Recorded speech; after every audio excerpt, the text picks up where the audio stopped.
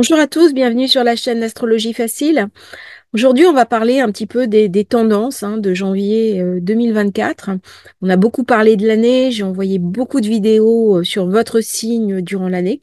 Je vais pas faire, et je m'excuse, le mois de janvier signe par signe parce que matériellement, j'ai pas le temps. Donc, on reprendra en février. Par contre, on est le jour de la nouvelle lune, le renouveau, le recommencement. Donc les jours de nouvelle lune, il y a quelque chose qui prend racine, quelque chose qui va se développer, grandir dans les mois qui viennent. Donc ce qui se passe aujourd'hui, demain, ce sont des choses importantes. Notez-les, regardez un petit peu à l'agenda ce que vous avez de particulier. Est-ce que vous devez lâcher certaines souffrances, certaines douleurs, certaines difficultés? Comment mieux vous positionner dans la vie, comment aborder 2024, 2025, qui vont être des années très sollicitantes, qui vont venir nous questionner vraiment en profondeur sur comment les vivre, comment nous situer dans le monde, comment nous remettre en question et comment être fluide. Je pense que les personnes qui ont de la malléabilité, qui sont adaptables, vont vraiment être privilégiées. Par contre, si vous avez une certaine rigidité mentale, ne vous inquiétez pas, rien n'est perdu. C'est le propre de l'humain de s'adapter au challenge que le monde autour de lui vient lui présenter. Donc, on rentre maintenant dans le mois de janvier. Le 31 décembre, nous avons eu des très grosses explosions solaires. Alors, je ne travaille pas avec les explosions solaires. C'est peut-être une erreur. Une personne sur la chaîne m'a posé la question. Et j'ai un petit peu bossé là-dessus. C'est vrai que c'était une explosion majeure solaire. Elles sont numérotées et elle était en grade 5, ce qui est quand même un grade qui commence à être conséquent. Ça veut dire des pannes électriques, des pannes vidéo, des pannes. Ça peut avoir des conséquences sur les systèmes électroniques, électromagnétiques terrestres. Ça me ramène aussi beaucoup d'inquiétude, de fragilité, d'anxiété et un gros coup de fatigue. Il y a plusieurs personnes qui m'ont parlé être fatiguées en ce début d'année sans comprendre la raison de cette fatigue. Eh bien, ça peut venir en particulier des explosions solaires. Alors, on dit toujours que quand il y a une grande activité au niveau soleil, il est possible aussi qu'il y ait une grande activité terrestre. Et nous avons vu ce qui s'est passé notamment au niveau du Japon avec ce tremblement de terre et ce risque de tsunami. Bon, visiblement, au niveau des infrastructures, et tout le monde pense, bien entendu, à Fukushima, ça a été maîtrisé, mais toutefois, grosse inquiétude pour ce début d'année.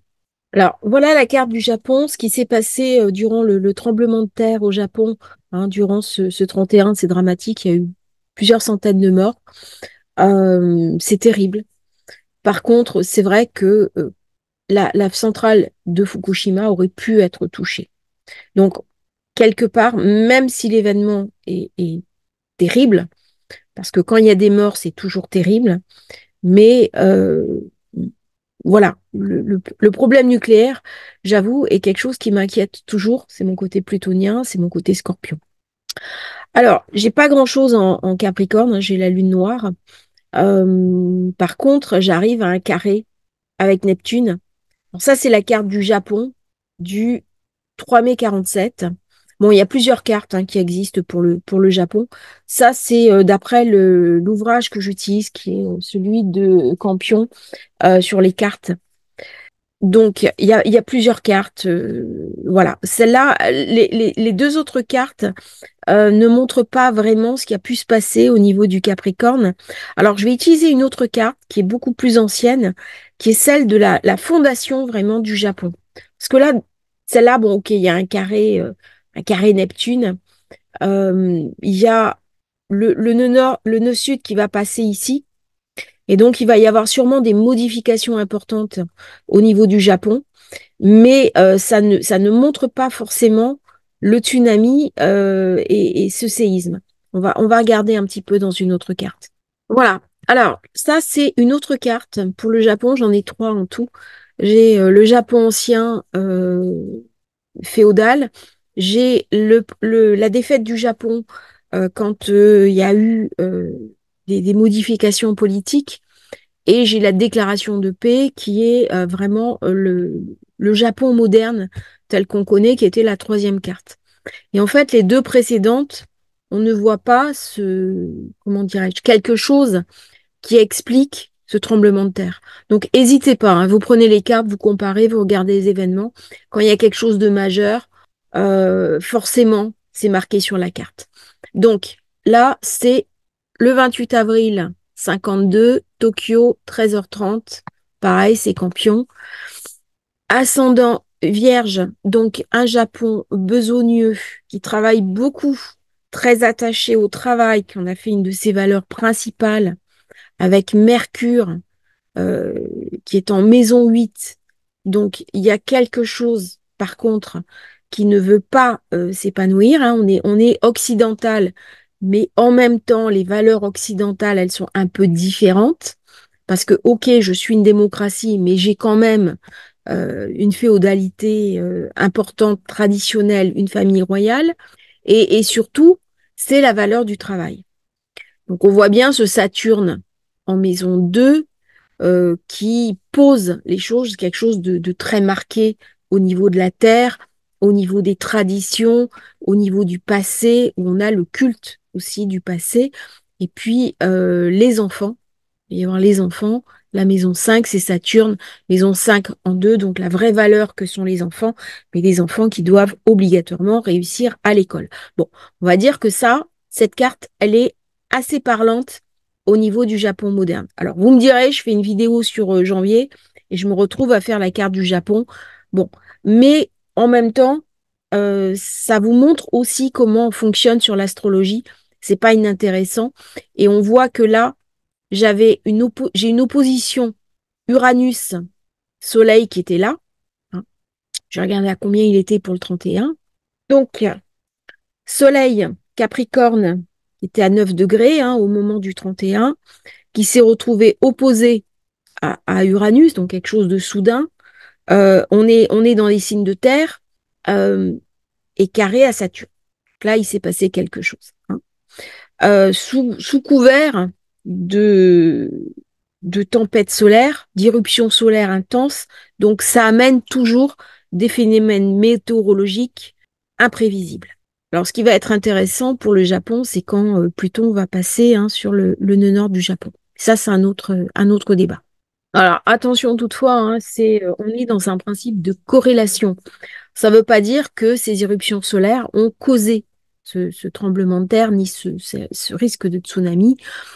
Simplement, c'est une corrélation, ce sont des phénomènes connexes parce que ça amène un environnement énergétique très dynamique, hein, avec un cycle solaire hein, qui continue à s'accélérer, avec des éruptions solaires qui sont de plus en plus importantes, ce qui amène aussi de très belles étoiles boréales. Donc du coup, quand les énergies comme ça, atmosphériques, les énergies célestes sont actives, eh bien forcément, ça vient perturber les activités humaines. Alors, à titre personnel, ça peut me faire que je me sente un petit peu dépassée, surtout que je me sente épuisée, beaucoup de mal à dormir. Moi, je vois ces derniers temps, je dors 4 heures par nuit. Impossible de trouver le sommeil, hein, parce que il y a un nettoyage énergétique qui est en train de se passer, il y a une apuration au niveau de la Terre, on boucle certains dossiers, on va travailler à l'intérieur de soi dans une forme aussi de guérison énergétique qui va venir nous connecter sur les parties que nous avons à comprendre. Alors, il est possible que certains d'entre vous plongent dans ce que l'on nomme la nuit sombre de l'âme, qui est une forme de croissance émotionnelle, mais qui passe avant tout par une crise intérieure très profonde. Ça peut s'illustrer par du burn-out, notamment pour des personnes qui travaillent énormément. Je pense à des chefs d'entreprise, à des professions libérales, architectes, médecins, ingénieurs, euh, leaders. Eh bien, on peut se sentir à un moment donné plus du tout en phase avec ce qu'on est en train de faire parce que trop dans le matériel, trop dans la matérialité. Mais l'inverse est aussi vrai. C'est-à-dire que si j'ai une activité trop spirituelle, déconnectée du matériel, je vais reprendre confiance en moi pour rentrer dans le matériel. C'est-à-dire, on va me montrer mon manque. On va me montrer à ce moment-là que quelque chose dans mon activité n'est pas pérenne et que je dois me remettre en question. Donc, c'est une période pour s'interroger sur c'est trop d'un côté ou trop de l'autre. Du coup, c'est un moment parfait pour prendre soin de soi, pour s'écouter, pour vivre de nouvelles expériences, parce que on peut se sentir un petit peu dépassé par ces énergies. Euh, on va se sentir aussi connecté et on va se sentir vivant. Alors, j'avais fait une vidéo ce matin, c'est sur mon autre chaîne, pour parler des relations euh, avec l'autre et en disant que le couple, c'est aussi ce qui participe à me sentir vivant. Mais il n'y a pas que ça. Il y a d'autres manières de se sentir vivant, mais c'est le moment justement de se reconnecter là-dessus. Alors, qu'est-ce que c'est que se sentir vivant? C'est pas travailler uniquement métro, boulot, dodo. C'est vraiment faire des choses en conscience. Ça ne veut pas forcément dire que je vais changer ma vie du tout au tout. C'est pas ça. C'est simplement se débarrasser de ce qui est achevé, faire un grand tri, un grand ménage, un grand nettoyage. En plus, c'est le jour de la nouvelle lune, entre ce que je garde et ce que je dois laisser partir.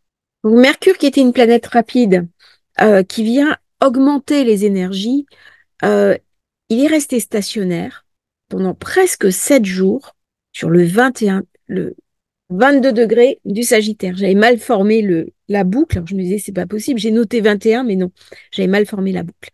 Donc, un Mercure qui accompagne le mouvement, il y a quelque chose qui a lâché. Par contre, en ce moment, Mercure est carré à Neptune. C'est-à-dire que il y a une forme de confusion, il y a une forme d'illusion, il y a quelque chose d'un écheveau que je dois dénouer. Est-ce que je suis en train de m'illusionner sur ce monde qui m'entoure? Est-ce que mon regard n'est pas porté sur les bonnes choses?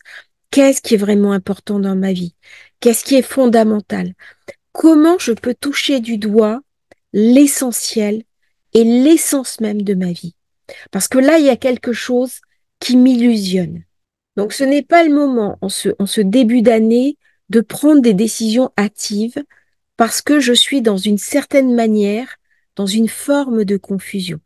Alors, cet aspect est très positif pour les personnes, par exemple, qui sont dans la spiritualité, qui sont médiums, parce que ça peut amener une dichotomie entre les énergies d'en haut, les énergies du bas, et donc ça permet des communications extrasensorielles.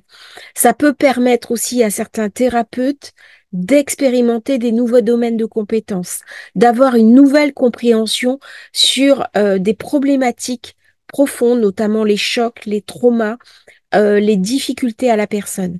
Mais sorti de là, si mon activité est vraiment dans le matériel, eh bien, je vais peut-être m'apercevoir que j'ai des choses à changer, à remettre d'aplomb, parce que là, j'ai un risque d'erreur. C'est un mois aussi où on va s'apercevoir, et ça, c'est le cycle. On va en reparler dans une autre vidéo. Saturne, Neptune, qui va être important puisqu'il recommence l'année prochaine avec son passage dans le bélier. On va en parler tout au long de cette année pour voir un petit peu ce qui se passe entre Neptune et Saturne.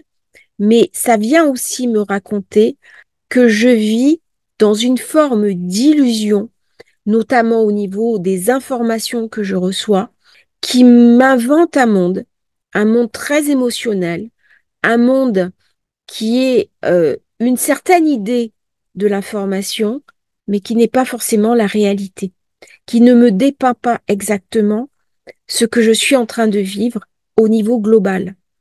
J'en ai parlé dans la vidéo d'hier de l'importance de se resituer de manière holistique, c'est-à-dire dans le monde qui m'entoure.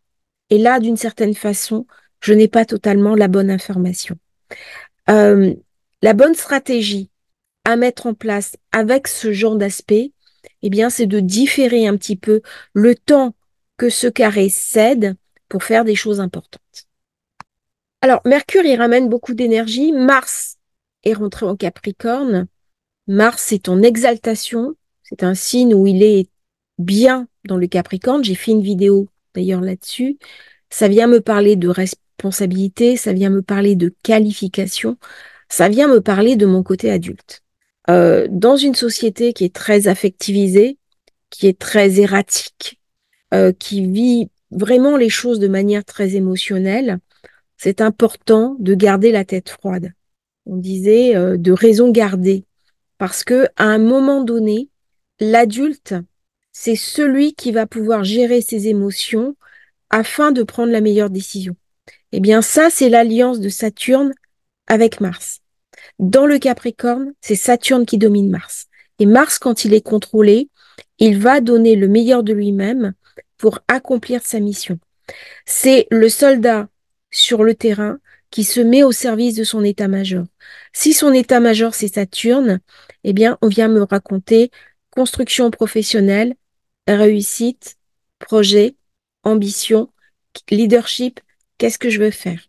On vient aussi me raconter dans une société où il y a des menaces importantes qui pèsent sur l'emploi, eh bien, créer ma propre activité est peut-être une des réponses. Comment je peux aussi créer ma propre liberté, créer une activité rémunératrice. Là, je discute avec beaucoup de personnes qui viennent me voir, qui malheureusement sont des activités qui leur plaisent énormément, dans lesquelles elles s'épanouissent, mais qui n'arrivent pas à performer dans ces activités pour des raisons financières. Eh bien, je leur explique qu'à un moment donné, il faut quand même garder la tête froide et soit je garde cette activité parce qu'elle me plaît et à ce moment-là, je vais chercher le financier à côté, ailleurs, et je ne lis plus le financier et le travail comme précédemment dans tout ce qui s'est déroulé au cours de l'ère du poisson, mais je vais délier les deux. C'est-à-dire, je peux avoir une activité professionnelle peut-être moins rémunératrice, mais qui va dans le sens de ma propre histoire, dans le sens de mes missions de vie, et aller chercher le financier à côté et ailleurs. Alors, comment je peux le faire? euh, Eh ben, par ma créativité. C'est-à-dire que je peux imaginer des systèmes, des solutions opportunes qui vont me permettre de gagner de l'argent et de compléter donc mes besoins tout en gardant une activité qui me plaît, dans laquelle je m'épanouis, mais qui est peut-être un petit peu moins rémunératrice. Donc ça, c'est Mars Capricorne. Mars Capricorne, il est froid, il est posé, il est engagé. Il vient me faire dire, c'est le bilan de début d'année. Il y a plusieurs bilans comme ça au cours de l'année, mais c'est important de les faire et de prendre ce temps. Saturne, c'est le temps. Euh, le Verseau, c'est aussi l'espace et le temps. Donc, gardez des moments pour poser vos idées, pour vous revoir vos objectifs. On est dans la logique de Saturne et de Mars. Mars, il va agir. Il ne procrastine pas. Et c'est pour ça que le Capricorne, pour accéder au sommet, à ses ambitions, il a besoin de Mars. Parce que si je procrastine, eh bien, je ne vais pas faire ce que j'ai à faire et du coup, les dossiers n'avancent pas. Mais ma vie non plus n'avance pas, hein. Et donc ça, c'est le mois de janvier, c'est parfait pour ce mois-là. Donc à partir du 24, je vais avoir un stellium en Capricorne, je vais avoir le Soleil, je vais avoir Mercure, je vais avoir Mars, je vais avoir Vénus. Bon, on va y revenir, on fera une vidéo là-dessus. Ça veut dire quoi? C'est un moment dans cette période du Capricorne de respect de soi, d'intégrité, d'honnêteté mentale. C'est un moment où je vais être confrontée à une certaine vision de moi-même. Le Capricorne, c'est le père de famille, c'est le bon père de famille. Il est assez droit dans ses bottes, assez rigide, mais c'est aussi celui qui va vous éclairer un petit peu comme un parent, comme un père, comme un mentor pour vous montrer ce qui est réellement important. Alors, on peut l'être pour soi-même, mais on peut, durant cette période, s'imprégner, euh, s'identifier à des personnes qui ont réussi, aller chercher de l'information de personnes en dehors de nous qui vont savoir quoi faire. C'est le moment de lire des témoignages de personnes qui ont réussi et qui vont pouvoir nous inspirer. Avec Saturne, on parle de concrétude, de conscience. on parle aussi d'éthique. Là, Saturne, c'est l'ossature.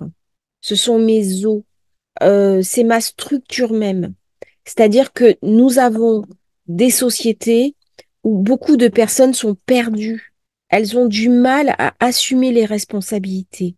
Eh bien, si je veux être libre, ça ne peut pas se mettre en place sans l'idée de la responsabilité.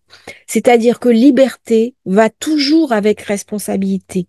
Si je n'ai pas cette conscience de la responsabilité, je ne suis pas libre. Et c'est ce qui permet d'éclairer d'ailleurs, de savoir dans quel monde je vis. Si je suis dans un pays avec une structure politique, une compréhension qui ne me met pas moi responsable euh, aux commandes de ma propre vie, qui me dépossède de ce pouvoir, eh bien quelque part je ne suis pas libre.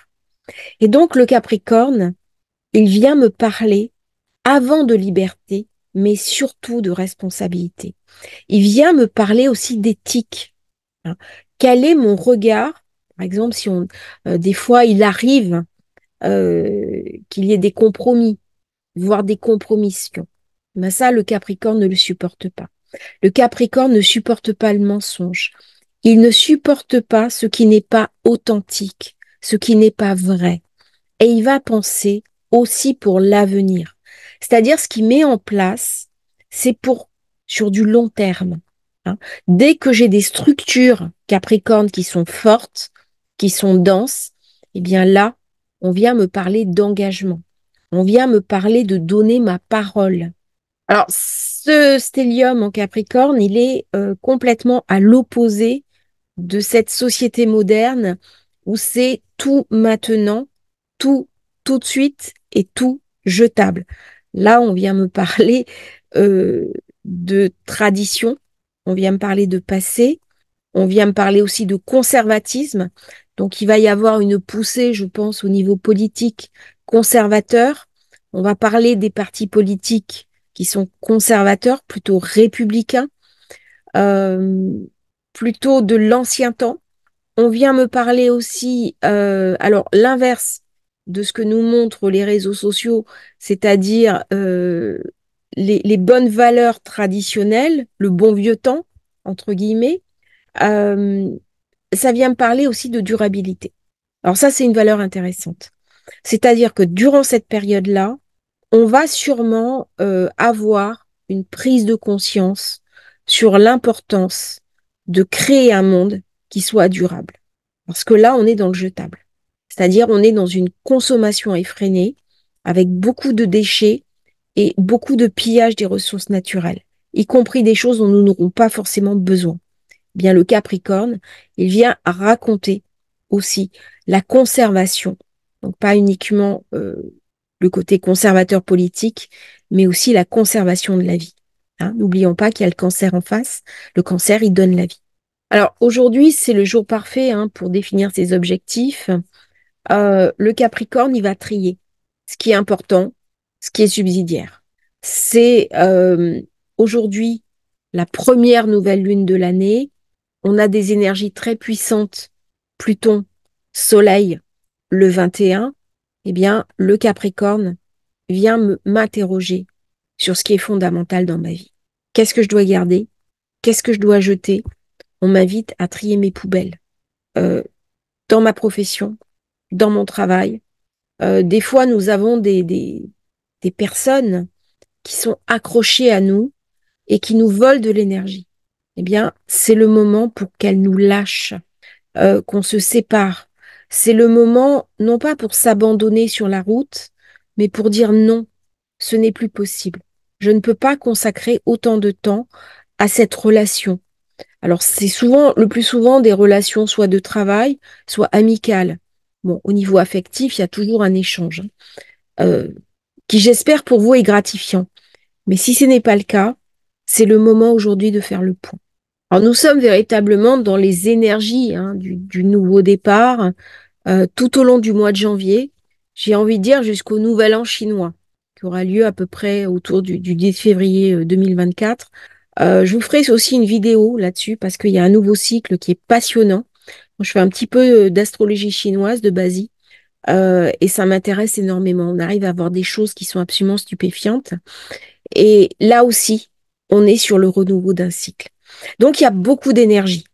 On a Mercure qui va revenir en Capricorne, hein, aux alentours du 13 janvier, pardon, le 15 janvier, excusez-moi. Donc, Mercure avait rétrogradé, hein, euh, du Capricorne vers le Sagittaire. Et pendant 7 jours, il est resté sur le même degré du 21 Sagittaire. Et là, il s'est remis en avant et il va rentrer dans le Capricorne pour quelque part éliminer son ombre rétrograde. Dès que je vais toucher à Saturne, je vais me confronter à l'ombre. Mais ce n'est pas une ombre qui porte le mal, c'est une ombre qui porte aussi l'initiation. C'est-à-dire Saturne, que l'on nous décrit comme le blocage, les limites, le perturbateur, le vieux grincheux, l'empêcheur de tourner en rond. Dans mon thème, c'est vrai qu'il peut m'amener beaucoup de blocages, mais par contre, il peut m'amener aussi une initiation profonde, puisque dans la carte du tarot, c'est l'ermite, mais symboliquement, c'est aussi le vieux sage. C'est celui qui s'est retiré du monde pour parler au monde. C'est-à-dire, je ne vois plus le monde à l'intérieur de lui, mais c'est en m'extrayant de lui que je vais pouvoir poser un regard juste sur le monde. Il y a donc quelque chose de Saturne en lien avec l'initiation. Alors, nous avons aussi de très important Jupiter qui est redevenu direct, mais néanmoins, il est stationnaire. Il est resté stationnaire à 5 degrés du Taureau du 16 décembre au 16 janvier. Dans le côté stationnaire de Jupiter, il y a quelque chose qui est suspendu. Il y a quelque chose qui est attendu. C'est comme s'il y avait une espérance et que cette espérance ne soit pas totalement remplie. C'est comme l'initié qui attend l'initiation. C'est comme si j'étais dans l'attente de quelque chose dont je n'ai même pas conscience. Et pourquoi je parle de l'importance de Jupiter qui redevient direct? Parce qu'en redevenant direct, il va chercher Uranus. Donc, il se rapproche de cette conjonction uranienne qui va avoir lieu dans quelques mois. Uranus, bien sûr, c'est Pluton-Soleil. Pourquoi? Parce qu'Uranus, c'est le serviteur, c'est le maître du Verseau. Et Saturne, eh bien, c'est le second maître aussi du Verseau. Donc, durant tout le passage Pluton euh, en Verseau, nous allons devoir jouer avec deux guides. Le premier, c'est Uranus et le deuxième, c'est Saturne. Ça veut dire que durant cette période, eh bien, nous allons être euh, quelque part jugés sur nos actes. Là, c'est plus le temps de se poser les mauvaises questions, c'est le temps d'agir, c'est le temps de se projeter en avant, c'est le temps d'avancer et de faire le lien entre l'ancien monde et le nouveau en train de naître. Mais il y a un nouveau monde qui est en train de naître, euh, qu'on le croit ou pas, peu importe, mais le monde de demain, le monde qui aura dans 20 ans, après la sortie de Pluton du Verseau, sera complètement différent. Les équilibres seront totalement différents de celui que nous avons au jour d'aujourd'hui. Et ça ne vient pas de cette conjonction Pluton-Verseau, mais ça vient plutôt de l'entrée de Pluton, notamment quand il est passé en premier lieu en Scorpion. Il a désagrégé quelque chose. Il a continué dans le Sagittaire où il a touché les fondamentaux, les structures même de l'État-nation en Capricorne. Et maintenant, il vient chercher le remaniement, hein, le final en Verseau. Donc, j'aurai cette fameuse conjonction, hein, Soleil-Pluton à 29 degrés 59 minutes du Capricorne, degré Anarette, degré où une planète est en pleine puissance. Donc, autant vous dire que dans cette période-là, il y a des choses qui vont se passer, des événements soudains au niveau national, au niveau mondial et peut-être vous concernant au niveau personnel. C'est une période parfaite pour se connecter avec ces énergies, pour les apprivoiser. Hein. Autant dire que les énergies seront très puissantes parce que nous sommes dans un contexte d'éruption solaire active. Donc le Soleil est très vivant, il regorge d'énergie, il est en conjonction avec Pluton et c'est lui qui illumine la route pour rentrer dans le Verseau. Donc il y a quelque chose qui va être profondément changé, un sentiment de retournement. Il y a quelque chose que vous pouvez déjà ressentir parce que là, les énergies vont vraiment s'accélérer. Il y a des potentiels quantiques qui vont émerger. Ça peut nous sembler lourd, ça peut nous sembler fatigant, ça peut sembler difficile à conceptualiser, éreintant, parce que les énergies du Verseau, elles sont pas évidentes, mais ce sont des énergies absolument fantastiques qui arrivent. Donc, en faisant de l'astrologie, vous pouvez articuler, organiser les différentes pièces du puzzle. Alors, j'en ai beaucoup parlé hein, dans une vidéo. Euh, du coup, janvier, des très gros changements. Vous allez voir le monde tel qu'il est.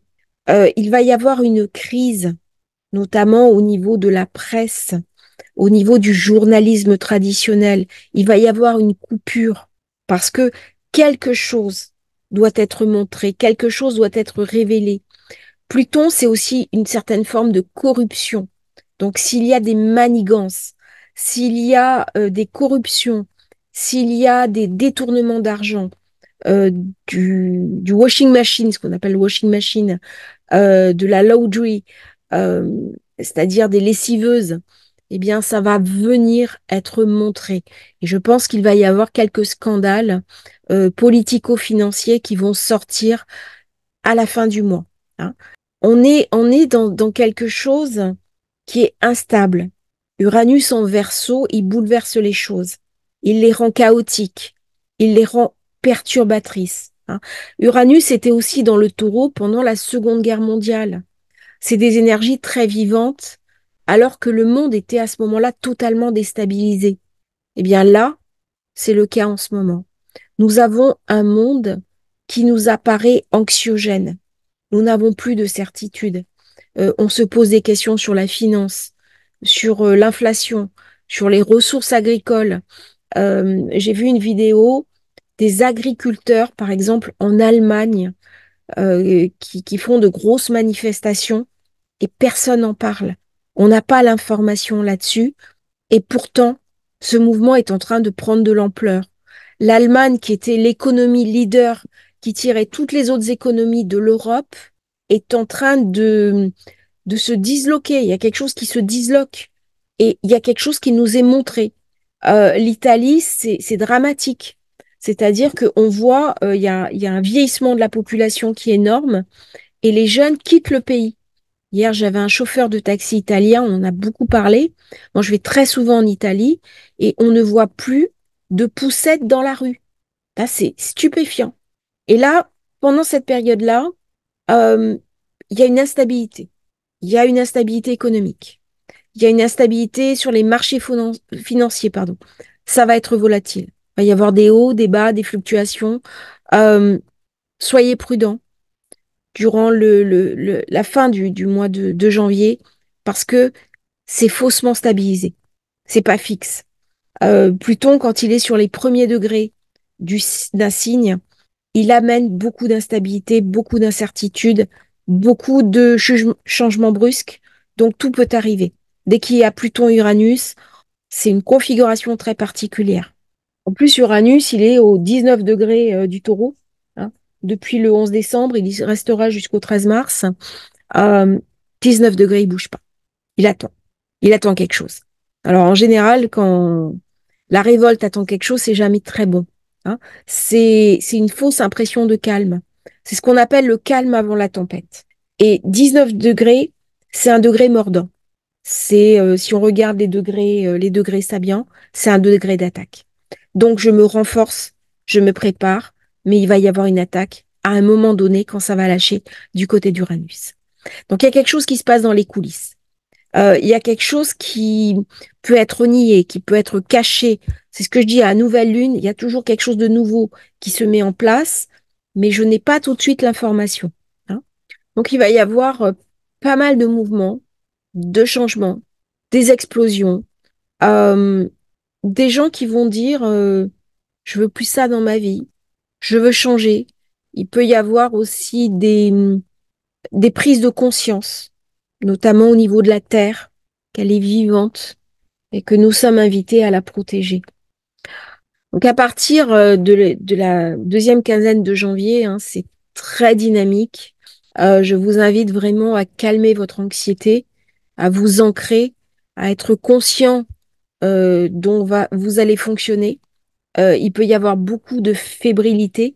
C'est vrai, quand je vis dans un monde incertain, ça peut totalement me dépasser. Je peux avoir aussi des conséquences économiques dans ma vie, c'est-à-dire avoir moins de clients, avoir des tensions au niveau financier, ressentir aussi cette tension énergétique, cette tension globale, euh, et ça peut me fragiliser. C'est assez perturbateur, hein, c'est chaotique. Euh, donc c'est une solution aussi de partir en vacances. Hier, j'étais avec une personne qui m'a dit, j'ai réservé un billet euh, Amérique du Sud et juste sa réservation tombe Soleil-Pluton. Et je lui dis, c'est très bien. On faisait son thème ensemble, j'ai dit, c'est vraiment une super idée. C'est-à-dire, c'est le moment de décompresser. Quand quelque chose est trop fort, trop intense, euh, que ça génère chez moi une certaine forme d'inquiétude, eh ben, c'est le moment de déconnecter. Surtout qu'à partir du 16 janvier, ben, Jupiter, il me repousse en avant. Hein. C'est-à-dire tout ce qui a été suspendu au niveau professionnel, au niveau attente, au niveau projet, ça y est, là on part. Hein. Surtout qu'on va aller vers le stellium euh, qui est, attendez, je vais regarder l'heure pour Vénus. C'est ça, 24 janvier. Donc c'est vraiment le Capricorne qui va avoir la main. Ça va être vraiment une date clé, un moment clé pour les Capricornes. Alors durant cette période, Amant en Capricorne, d'accord, mais Saturne, lui, il est en Poisson. Il se dissout. Il vient me parler de malléabilité. Il vient me parler d'être dans le flot, de me connecter sur mon essence profonde. Il y a quelque chose d'une guidance. Il y a quelque chose d'une foi que je suis invitée à retrouver. Et il y a quelque chose d'un lien que je suis invitée à refaire, aussi bien à titre individuel que collectif. Saturne est en train de me raconter que nous sommes allés trop loin dans l'individualisme et que ce genre de société n'est pas viable sur du long terme. C'est-à-dire, nous sommes aussi un groupe humain. Nous sommes aussi une humanité. Et nous n'avons pas réussi à construire cette idée de l'humanité durant le Covid, parce que nous avons tous été touchés au même moment, de la même manière. Et je pense que c'était une des leçons du Covid, de prendre conscience que, au-delà de nos différences, c'est ce qui nous rapproche, qui est le plus parlant sur le plan de l'humanité. C'est la leçon de Saturne. Et si je ne rentre pas dans cette leçon en conscience, eh bien, à ce moment-là, Saturne fera peser sur nous une forme de sanction. Et ce sera une sanction collective. Alors, je reviens là-dessus. Nous sommes invités. On va laisser de côté ce côté ombre, ce côté sombre hein, qu'a Saturne, puisqu'il vient aussi raconter de ça. Nous sommes invités à dépasser nos limites et à aller chercher la meilleure version de nous-mêmes, aussi bien au niveau personnel que collectif. C'est-à-dire que nous avons, avec ces configurations planétaires-là, une invitation à rentrer dans un certain système de croyance. Nous sommes invités à rentrer dans une forme d'éthique. Le poisson, c'est aussi l'éthique. Et dès que Jupiter va redevenir direct, c'est quelque part, ça travaille avec Neptune, parce que là, Saturne est dominé par Jupiter. C'est-à-dire que nous avons encore le bon qui prédomine sur le mauvais. Nous ne devons pas le perdre de vue. Hein. Le poisson, c'est bien sûr Neptune, un petit peu l'illusion, mais c'est aussi Jupiter, qui amène la richesse par le trafic maritime. C'est un aspect de Neptune qu'on ne voit pas forcément, du poisson. Hein. Et là, je suis invitée dans ce mois de janvier, quelque part, à honorer qui je suis, me reconnaître. Avant de me reconnaître, il faut d'abord que je me connaisse. On est dans le poisson. Il y a quelque chose à dissoudre.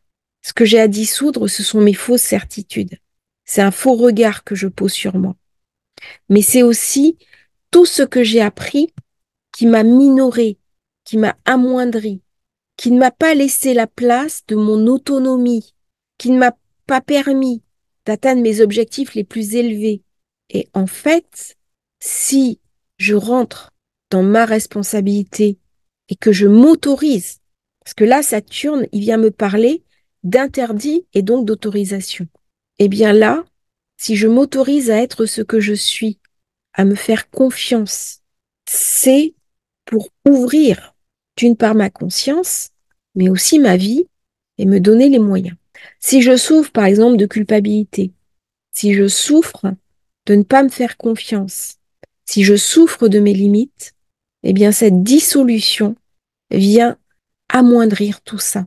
Elle vient me montrer que je peux être ce que je rêve d'être. Et là, on va parler de mission. Dans le thème du poisson, on est dans la compassion. On est aussi dans le don de soi. On est dans des expériences profondes. Certains diront karmiques. On a une vision, on a une foi et on a une reliance. Alors, dans cette période-là, on va voir revenir peut-être certains fantômes religieux, hein, des croyances un petit peu dures, un petit peu extrêmes. Mais par contre, moi, à titre personnel, eh bien, je suis invitée à partir à ma propre découverte et savoir ce que je veux, mais plus encore qui je suis. C'est-à-dire que quand je sais qui je suis, ça va déterminer aussi ce que je veux. Et ça va faire une passerelle. Et dès que je tisse des passerelles, eh bien, ça élimine les clivages. Ça élimine la séparation. Et c'est le retour vers l'unité, mais aussi l'unité de moi-même. Alors, j'ai parlé de ça, et puis Vénus, bien sûr, rentre dans le Capricorne à partir du 23, et il y a cette énergie de compassion, ce besoin, parce que Neptune, c'est l'octave supérieure de Vénus, il y a le besoin de remettre une forme de compassion au niveau des instances dirigeantes. Ce n'est pas possible d'avoir des dirigeants qui ne gouvernent pas avec une forme de respect et une forme d'empathie pour les populations. Il y a quelque chose qui ne marche pas. On ne peut pas diriger un peuple, on ne peut pas diriger un pays si on n'a pas un minimum et de respect, mais aussi de volonté d'aimer les gens. Ça ne marche pas. On ne peut pas être un grand dignitaire si on n'a pas euh, l'amour de son peuple. On parle beaucoup au niveau politique des pays, des nations, des structures, de l'Europe, de la scène internationale. Mais à un moment donné, derrière les nations, il y a des gens. Derrière les groupes, il y a des individus. Sur ma chaîne YouTube, c'est vous le plus important. C'est vous qui me regardez et vous à qui je parle. Parce que c'est chacun d'entre vous qui êtes un individu à part entière. Et c'est ça que Vénus, dans le Capricorne, avec toute cette alliance, va venir me raconter. C'est-à-dire que je ne peux pas diriger une entité, quelle que soit cette entité, que ce soit une entreprise, une activité, une famille, sans tenir compte de ce qu'il y a de plus précieux, la personne humaine. Et d'ailleurs, à l'époque, nous avions ce qu'on appelait des DRH. Le DRH, c'est les ressources humaines. C'est bien que la personne est une ressource, c'est une valeur. Il y a quelque chose en moi que je dois regarder sous un jour nouveau, d'une nouvelle manière. Euh, c'est important maintenant d'avoir aussi une forme de compassion pour soi-même. On parle beaucoup de pardon, mais on parle très peu du pardon à soi-même. On parle de compassion, on parle d'aider les autres, mais il y a quelque chose de moi qui est aussi blessé. Dans la froideur du Capricorne, dans le monde de l'hiver, eh bien, la terre qui porte la neige, les animaux souffrent. C'est un moment où c'est difficile pour la nature. C'est le cycle de la vie. Ils ne survivent que les plus forts. Mais il y a quelque chose de douloureux, quelque chose du silence, quelque chose de la neige. Et ça vient me raconter aussi que dans ces frimas de l'existence, les frimas que je ressens à l'intérieur de moi, eh bien, je dois protéger mes racines. Hein, quand il va geler, on protège, on met un calfeutrage. Eh bien, je dois faire pareil sur moi-même pour me permettre de germer à nouveau. Ça, c'est le mythe de Proserpine qui va ressortir au mois de mars pour ramener la vie. Mais dans ce temps de silence, de retrait, d'introspection, eh bien, c'est là où je vais pouvoir poser un nouveau cap et le maintenir. C'est le moment où je vais pouvoir me concentrer sur mes priorités, maintenir des limites énergétiques, parce que c'est un moi qui est important. Euh, c'est un moi qui est difficile. Alors, pas forcément à titre individuel, mais à titre collectif. Parce que le Capricorne, il est au carré des nœuds. Il est au carré nœud nord, au carré nœud sud. Nous avons quand même un certain nombre de pays qui actuellement sont en guerre. Moi, j'ai des séances, j'ai des rendez-vous avec des gens qui sont dans des pays en guerre. C'est assez stressant. Je suis inquiète pour ces personnes-là. Donc, du coup, le Capricorne, il m'invite à ne pas tourner la tête. Le Capricorne, il vient me parler aussi de ma propre croissance. Il vient me parler des épreuves de mon chemin. Il vient me parler de une direction que je dois faire, quelque chose que je dois réclamer, quelque chose contre lequel je dois aussi me battre. Et peut-être ce dont je dois me battre, c'est aussi une certaine forme d'indifférence à l'autre. On va pas rentrer d'une société très individualiste qui a fait de l'individu le but à une société qui sera empathique collectivement. Parce que ça, c'est la plus haute compréhension de l'ère du Verseau. Quand j'étais enfant, je me souviens avoir vu R, la comédie musicale où on chantait Aquarius. Il y avait une espérance de libération, de liberté. Eh bien, cette liberté, nous sommes au seuil. Et c'est la manière dont nous allons franchir l'étape suivante que tout va se déterminer. Et dans ce mois, eh bien, c'est le mois idéal pour savoir comment moi-même, à titre personnel, à titre individuel, je vais franchir cette porte du Verseau, comment je vais pouvoir me resituer, qu'est-ce que je dois changer dans ma vie, qu'est-ce que je dois apprendre comme nouvelle chose, comment je vais me resituer, est-ce que je reste là où je suis, est-ce que je déménage, est-ce que je change ma vie, qu'est-ce que j'apprends, où est-ce que je m'ouvre, où est-ce que je me libère.